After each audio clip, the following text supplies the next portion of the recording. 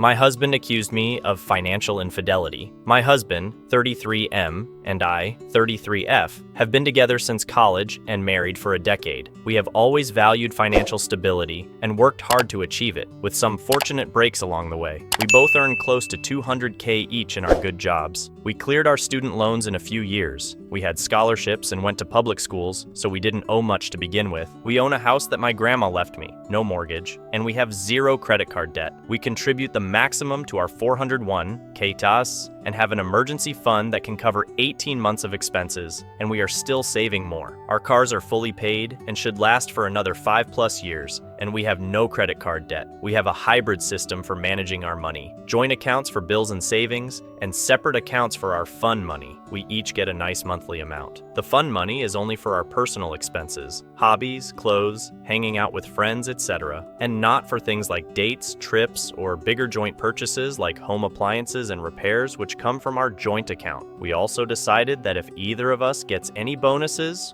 or makes any extra money on the side, those will go into our personal fund money accounts unless we need the money for a bigger expense like a major home improvement. When it comes to the fun money, my husband spends more than I do because he has costly hobbies, especially golf and sports memorabilia collecting, and he also likes fancy clothes, which is fine. It's his fun money. On the other hand, my hobbies are much cheaper: running, working out, reading, baking. I'm generally more of a homebody, and I enjoy having tea with a friend at one of our places, with pastries that I make myself. Lately, I have been enjoying gaming again after putting it on hold for most of the last 10 years while focusing on my career. I saw that I had more than enough in my fun money account, so I decided to upgrade my gaming setup and bought a new PC, desk, and gaming chair. Total cost of about $5,000. But when my husband found out about the purchase, he was very angry. He says he had no clue I had saved so much money and that I should have talked to him before spending $5K. I asked why it mattered if it was my own saved fund money and not our joint funds, and he claimed that my saving this amount without telling him was a kind of financial cheating.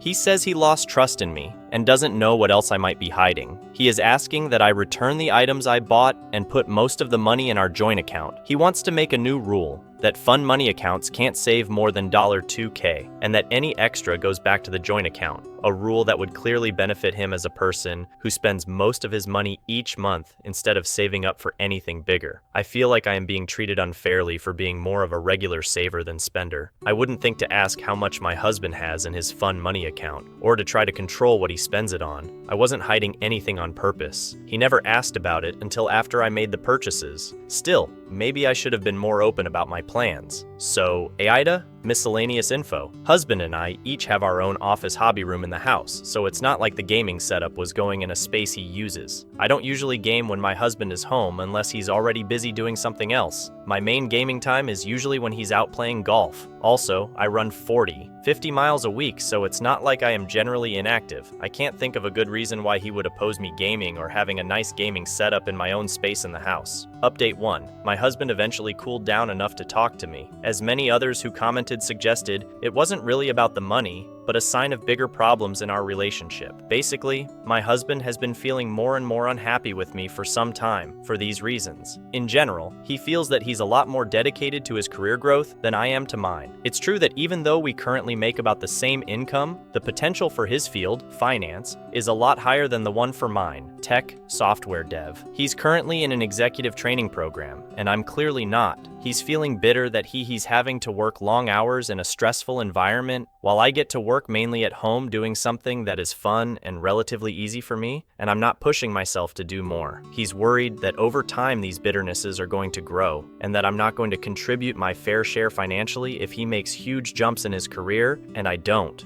He mentioned that since getting back into gaming a few months ago, I have been putting a little less effort into cooking. I do almost all the cooking because I work at home and have a simpler schedule. It's true that I've been making simpler meals, things like grilled chicken salads, or chili with cornbread, instead of fancy meals with pickier foods and several sides. He has also noticed that I haven't been doing the fancy table settings I used to, with flowers on the table, fancy placemats, etc. Honestly, I didn't realize he noticed or cared about this, but apparently he does. Acts of service are one of his main love languages, so overall he's feeling a bit ignored because of this. He also feels I'm not putting enough effort into my appearance. Not in terms of weight body, I'm a long-distance runner and slim, but in terms of things like clothes, hair, etc. It's true that I've never cared much about these things. Given that I work at home in tech, the standard for appearances is very low, and I far surpass that. I tend to buy simple, practical clothes at places like Target and Walmart, don't wear much makeup, and keep my hair in a simple ponytail. I do dress up a lot more for date nights and other fancy occasions, but most days, he comes home from work to see me in a t-shirt and yoga pants with no makeup, and he wants me to put more of an effort. The main point is that because of all these things, he's starting to look at other women, says he hasn't been unfaithful, he's just seeing other people because he's often let down by me. Especially, given that he works in finance, there are a lot of very driven type A women who have amazing bodies, be naturally elegant and glam, and have more exciting hobbies. He also says he feels terrible about all this because he knows I am a good person and that he's being unfair. That it's not so much I've changed as that his own aims and expectations have changed in the last few years. The financial infidelity part came into it because he feels I'm not really investing in myself and our relationship, thus cheating on our future, in a way. He also says he loves me enough to be honest. I do believe he isn't trying to be mean. I really had to pull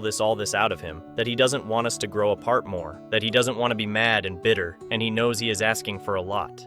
I know that many on this sub might say, I should just tell him to get lost and call my lawyer, but we've been married for 10 years, have put a lot in the relationship, and I want to see if the marriage can be saved. So, a few things. First, we did book an appointment with a marriage counselor and start next week. Also, I'm going to try to do at least some of the above. I'm not sure about making myself be more career focused when I'm already happy with my work-life balance, and we're already financially very well off. But I can at least try doing the other things, go back to spending more time on cooking and decor, and spruce myself up a bit when he's on his way home from work, now that I know they are important to him. I also know that in the end, I may feel like I am just walking on eggshells and twisting myself to please him, but it won't cost me much, certainly much less than a divorce, to try for a month or two and then see how we both feel. And I know I would always regret it if I didn't try, so maybe not the update that you were looking for or hoping for, but that's where things are. And if folks keep being interested, I can update more once we have started marriage counseling and once I can sense how the changes are going. Edit. I have to go to bed, but I want to thank you all again for your replies. They were really enlightening and helped me to realize that I do deserve better than the way I am being treated, and that the expectations my husband is setting for me are unfair and unrealistic, especially as he isn't doing anything at all to help me meet them or to show me he values my efforts and everything I do contribute. I am really used to being very accommodating, and that is affecting what I think is fair here. I have a lot to think about, such as, what do I really want here? What is going to make me happy? Especially if I have to keep shrinking myself, metaphorically speaking, and twisting myself to please my husband? Do I really want to be in a marriage under those circumstances? I think I'm really underselling myself if I just accept most of what he asks. I'm still going to the marriage counseling appointment, but I think I will hold off on making any other changes until we can at least get some expert advice. Update 2. So, the more I reflected on it, the more his requests, really his orders, were bothering me. I decided to try a little test over the weekend to see what would happen if I tried to meet some of his demands. Not because I actually agreed with them, but because I increasingly felt that the standards would just keep changing and that I was playing a losing game. So, Saturday morning, I went to the salon for a makeover, haircut, new highlights, mani-pedi, then went to the farmer's market to get fresh flowers for our table and various other fancy ingredients. Saturday is usually our date night out, but I suggested we stay in so I could cook us a special dinner, steakhouse style, lobster bisque, bread basket with several kinds of rolls, savory muffins made from scratch, crab-stuffed mushrooms, filet mignon, au gratin potatoes, white chocolate mousse with raspberries. I wore a lavender, his favorite color, on me, sheath dress, and high heels, and fully done hair and makeup. For all that, I got a cool "thanks, it was good," and a kiss on the cheek. Of course, I did all the serving and cleanup. Sunday we usually go out, but he suggested I make us brunch at home. So I made French press coffee, mimosas with fresh squeezed orange juice, Belgian waffles with a bananas Foster topping, eggs scrambled with parmesan and fresh herbs from our garden, roasted fingerling potatoes, and maple glazed bacon. I wore a blue sleeveless sundress, wedge sandals, again did my hair and makeup. Again, I got a "thanks, it's nice," and no help with serving or cleanup. Afterwards, I asked if this is what he had in mind when he criticized me before. He said that it was a start, but that I was acting very spoiled for wanting praise for basic adulting. He then dropped a bomb that he was being so tough on me because he had realized lately I had a lot to make up for due to my being a low-value woman. I asked what on earth he meant by that, and he said it was because I wasn't a virgin when we met. What? Remember that we started dating at 21? Neither of us said we were virgins or expected that from each other, except for very religious people. We're not. I don't think most 21-year-old college students are virgins. I was honest with him then that I'd had 2 previous partners. My high school boyfriend. We split up when we went to different colleges in different parts of the country. And another boyfriend I'd had my first year of college. And that's it. Both serious relationships and nothing casual. He then said that because of my low value, I was going to have to make it up to him for the rest of my life, that I didn't deserve loyalty or fair treatment, and that I was lucky that anyone at all wanted to marry me, and that he's connected with someone from work. So if I wanted to keep him, I'd better shape up. I told him it didn't seem like there was anything to keep if he no longer loved me, or even liked or respected me. Told him to go, and he said he would happily go to his girlfriend's place. I know a lot of people here said he was cheating, and I just didn't want to admit it, that his criticisms were really all part of a plan to push me away. I feel so stupid for just thinking he was going through a hard time at work, or that he really wanted to fix our marriage. Anyway, I have taken the week off from work to sort myself out, have an appointment with a lawyer tomorrow, canceled the marriage counseling appointment, but got a recommendation to an individual therapist who can do an assessment session with me later in the week. He, and the girlfriend apparently, are coming this evening to get more of his clothes and stuff, so I have to prepare myself for that. Also, please know I do not think I am low value in any way. I let my husband make me doubt myself on some levels for a short time, but now I really see it was a him problem. Clearly, we don't share the same goals and values, and he has become someone I don't know. I know the divorce won't be fun or easy, but I will be okay. Thank you all for helping me see that I was being fooled before I wasted too much more time in a marriage that was already over. Update 3. Hi everyone. I didn't plan to post another update, at least not this fast, but have received many DMs, messages, asking if I am okay and how things are going. So this is especially for those who were checking on me. So, he was supposed to come get his stuff on Tuesday evening, a few days ago, but told me at the last minute he couldn't because Amy, his girlfriend, was sick. Some people guessed in the comments, but yes, she's pregnant it seems. He told me this on text, so I have evidence of the affair in writing now. It's not just his word against mine. Anyway, I didn't want him to keep messing with me on the schedule, for whatever reason, so I told him I'd pack his stuff for him and get movers. I think it's better that way. I really didn't want them in the house.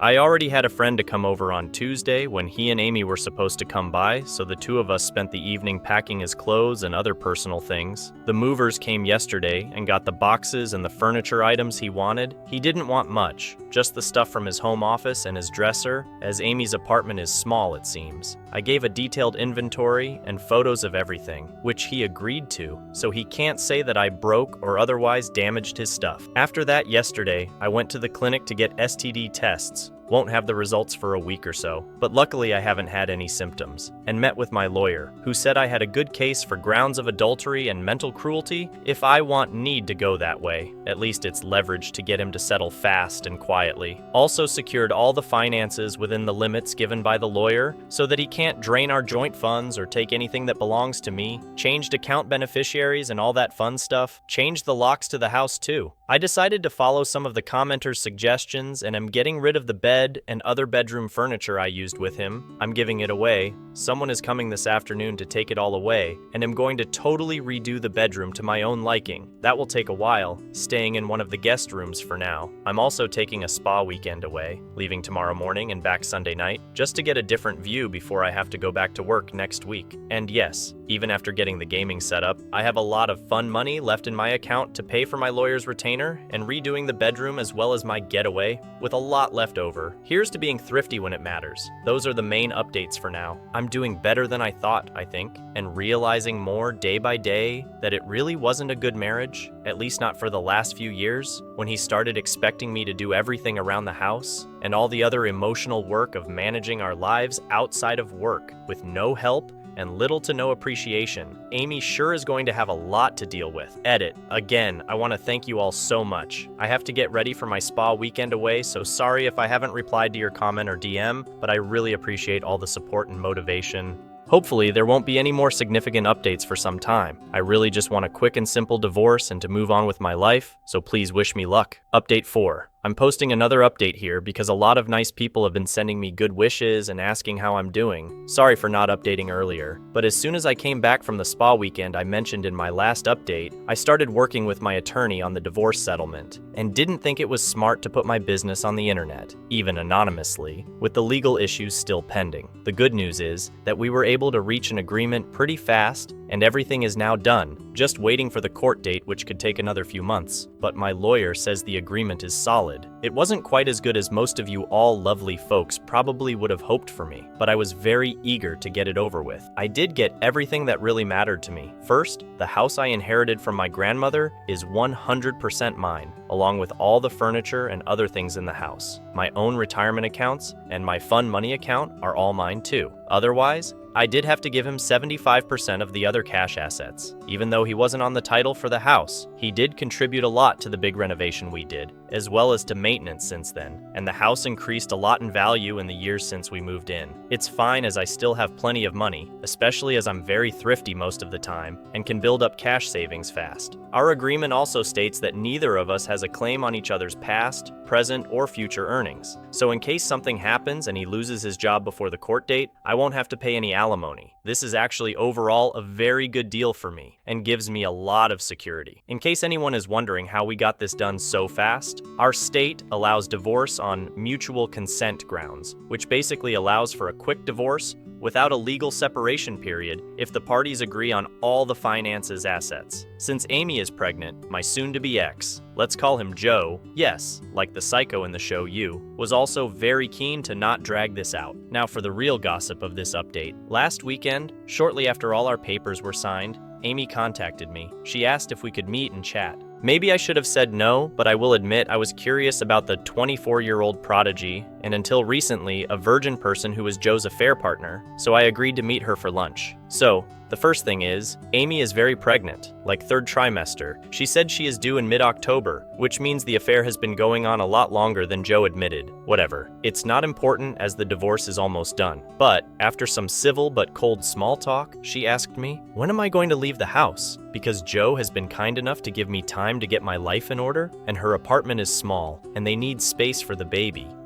What? I told her she was wrong as the house is mine, inherited from my grandmother, but asked her what else has Joe told her about me and our marriage, and lie after lie, Joe's lies that is, came out of her mouth, along with bits of the real story. These gems include, well, it was true that she and Joe met at work, but it was about a year ago, when they were both applying for the executive training program they are now in. Amy said, though, that they first became friends before getting involved romantically. Apparently, Joe told her that he was legally married, but that we had been separated in spirit and living separate lives since 2020, but that he didn't want to kick me out and make me homeless during the pandemic because I didn't earn much money and we live in a HCOL. According to Joe, he met me when I was a young addict who had dropped out of high school and needed his guidance in a GED program. He claimed that he saved me from my addiction, helped me get my GED, and supported me ever since as I slowly worked on college courses. He said I was earning $45K as a help desk technician and preparing for an IT career, and that he wanted to make sure I could afford a decent place to live. He also said we had split up because I had fallen back into drugs, and he couldn't be with someone like that. Yeah,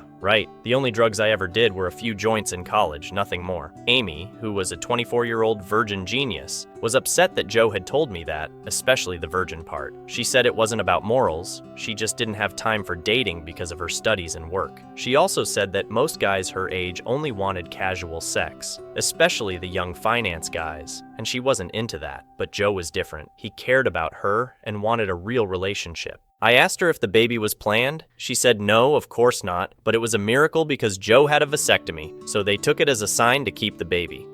No, Joe did not have a vasectomy. We agreed to be child-free, and I suggested he get one a few times over the years, but he refused to do anything to his body, so he left me in charge of birth control. So, it seems like Amy is innocent in all this. I mean, those of us who have some experience would probably know better than to trust a guy who says he's separated but still married and living with his wife, but she had no clue about dating or relationships, so I can see how she would believe everything he said. After all, I had no idea something was wrong with Joe until a few months ago, and I was his wife. Amy didn't want to listen to me, and I can't blame her for that either. She's been with Joe for almost a year and is more than 7 months pregnant with his child, who's coming soon, whether they're ready or not. I didn't have time to disprove all her lies, but I showed her 2 things: a photo of me and my grandma at my home when I was a teenager, and my LinkedIn profile with my current job and education. I told her to decide what to do with the info, and to take care of herself and be safe, and then I left. It was all very strange and shocking and unreal. I'm sorry for the long story, but I thought those who followed my saga would want to know this twist. I don't know if I'll update again maybe in a year or so when I've healed from all this with a lot of therapy and am hopefully living my best life. Joe and Amy have to figure out their own way. I wish she would smarten up and dump him, but I'm not hopeful about that. I'm sure he'll find a way to make all this look good for him, because that's what he's good at, but I can't let it bother me anymore. Update 5. I wanted to update you all, but I had to wait until my divorce was official to avoid any problems, and also I thought it was better to let things calm down a bit. The good news is, I'm divorced. I got the final papers a few weeks ago. It was actually very easy. I'm so thankful to live in a state that lets couples divorce fast if they agree on money and property. As for Joe and Amy, nothing happened for a couple weeks after my last post, until Amy contacted me again, close to having the baby, to see if I had changed my mind about her offer to give me $17K to leave the house quickly so she and Joe could move in. Neat, this is the house I got from my family that I own outright, but Joe lied to her and said he owns it and that he was just letting me stay until I got my money sorted out before kicking me out. I decided to send Amy more proof of Joe's lies. I sent her the house papers and taxes that show the house is mine only. I sent her my degrees to show I finished high school. I sent her some info on the professional groups I'm in and the awards I got to show I have a high-level job and make good money. I sent her all my drug tests from the last 5 years. I work in a place that doesn't allow drugs, and I have to test 2-3 times a year to show I'm not a junkie. I sent her photos and texts with dates to show that Joe and I were still together until July this year. Nothing dirty, just photos of us being sweet, texting nice things, etc. I even found a text from a few years ago when we talked about him maybe getting a vasectomy, and he said no. She wrote back a few days later. She believed me, but it didn't make a difference because Joe made her think he had good reasons for lying. They said they met at work and felt a strong attraction, like it was meant to be. But Joe was married, and he thought that if Amy knew he was happy with me, she would either reject him and lose the chance of a lifetime, or she would cheat with him but feel guilty. So, to prevent that, and to spare Amy from guilt, Joe made up a different story, where he was in a marriage that was over long ago, except on paper, because I was a dropout junkie who couldn't stay clean or get my act together. That way, she could think he was basically single. How brave of Joe to take all the guilt on himself. Amy said she got it and forgave him right away. She was having the baby soon, so I guess I can kind of see why she wanted to excuse the lies, even though it's awful. I guess it's not my problem anymore. Amy had her baby a month ago, and I suppose she and Joe will have whatever life they're supposed to have. As for me, I'm doing great. I actually got a big raise at work, not leading people, which I hate, but doing more important projects, with a 40% increase, which starts in the new year. The house is too big for just me, so I have some roommates now, a friend who's also divorcing, and a younger, mid-20s cousin who moved here for work. We're having a blast together. I'm not ready to date yet, still in therapy dealing with all the marriage stuff, but getting there and excited for whatever new things life brings. I think this is the end of my story, at least this one, because Joe and Amy's drama is over for me. We're divorced now and have nothing to do with each other, so the best thing for me is to let them go and start my new life without Joe. Thanks for following my story for most of 2023. I'm really grateful for the help and kindness you gave me along the way.